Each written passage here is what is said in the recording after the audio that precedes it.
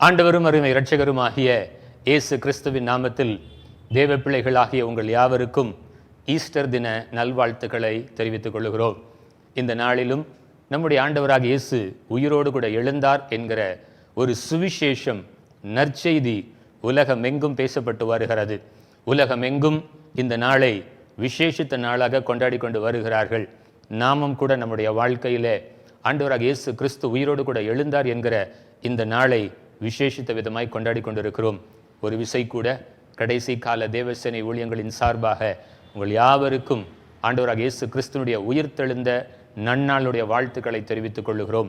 வேதத்தில் ஆண்டவராக இயேசு கிறிஸ்து உயிர்த்தெழுந்தார் என்கிற செய்தி எல்லா இடங்களிலும் பரவி கொண்டிருந்தது. அப்படிப்பட்ட ஒரு காலகட்டத்தில் 2 சீஷர்கள் எம்மாவு என்கிற ஒரு ஊருக்கு அவர்கள் புறப்பட்டு போய் கொண்டிருந்தார்கள்.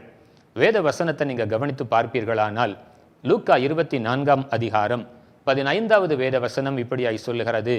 அவர்கள் பேசிக்கொண்டு சம்பாஷித்து கொண்டிருக்கையில், இப்படி அவர்கள் பேசி சம்பாஷித்து கொண்டிருக்கையில் இயேசு தாமே சேர்ந்து அவர்களுடனே கூட நடந்து போனார்.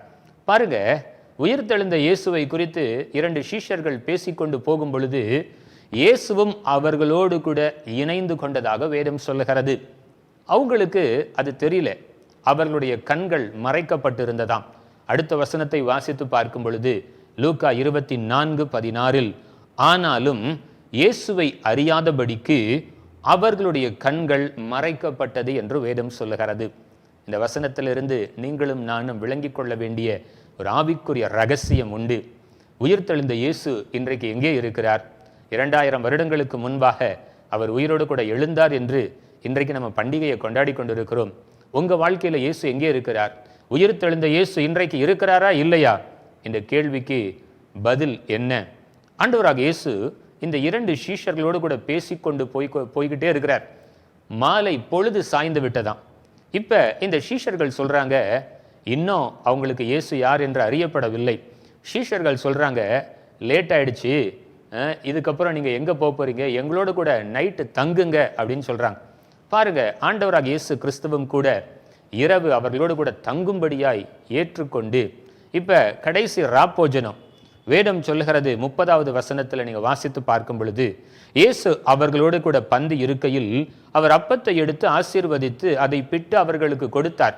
இப்ப இயேசு உயிரோடு கூட இருந்த பொழுது கடைசி ராப்போஜனத்துல எப்படி சீஷர்களோடு கூட அப்பம் பிட்குதலை செய்தாரோ அந்தபடியாக உயிர்த்தெழுந்த இயேசு, உயிரோடு கூட இருக்கிறவராய் தன்னை காண்பித்த இயேசு அதே முறையில் அவர்களுக்கு அப்பத்தை எடுத்து ஸ்தோத்திரம் பண்ணி கொடுத்த பொழுது வேதம் சொல்லுகிறது, அப்பொழுது அவர்களுடைய கண்கள் திறக்கப்பட்டு, ஹல்லேலூயா, 31வது வேத வசனம் தெளிவாய் சொல்லுகிறது, அப்பொழுது அவர்களுடைய கண்கள் திறக்கப்பட்டு அவரை அறிந்தார்கள்.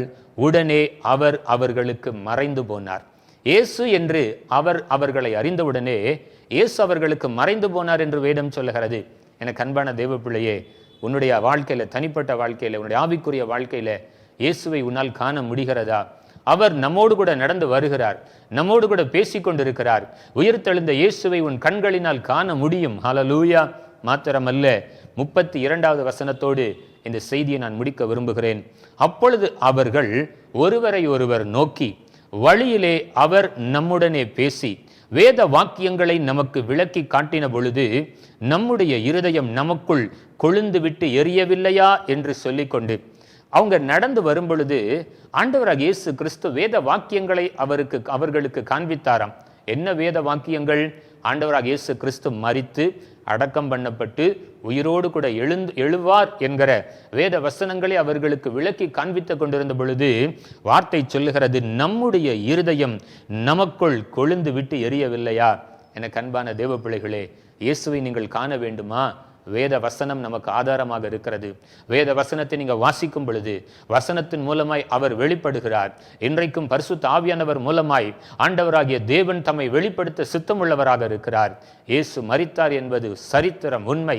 அவர் உயிரோடு கூட எழுந்தார் என்பது சரித்திரம் உண்மை.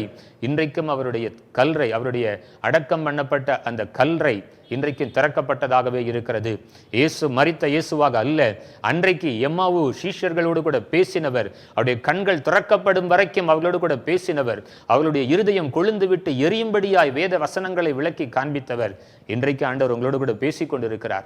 வசனத்தின் மூலமாய் உங்களோடு கூட பேசிக் கொண்டிருக்கிறார். பரிசுத்த ஆவியானவர் மூலமாய் தம்மை வெளிப்படுத்தி கொண்டிருக்கிறார். உங்களோடு கூட அவர் நடந்து கொண்டு வருகிறார். ஹல்லேலூயா! அப்படிப்பட்ட ஒரு உயிர்த்தெழுந்த இயேசுவை தான் இன்றைக்கு நம்ம கொண்டாடி கொண்டிருக்கிறோம். இந்த நாளிலும் உங்களுக்காக இந்த வார்த்தையை நான் சொல்லுகிறதற்கு காரணம் என்ன? அநேகருடைய வாழ்க்கையில இந்த இயேசு எங்கே இருக்கிறார் என்கிற ஒரு கேள்வி. உயிரோடு கூட இருந்த எழுந்த இயேசு இன்றைக்கு நம்மோடு கூட இருக்கிறாரா என்பது ஒரு பெரிய சந்தேகம். ஆனா வசனத்தின்படி அவர் உங்களோடு கூட இருக்கிறார். வேத வாக்கியங்களின்படி அவர் நம்முடைய இருதயங்களுக்குள்ளாக கொழுந்து விட்டு எரிந்து கொண்டிருக்கிறார்.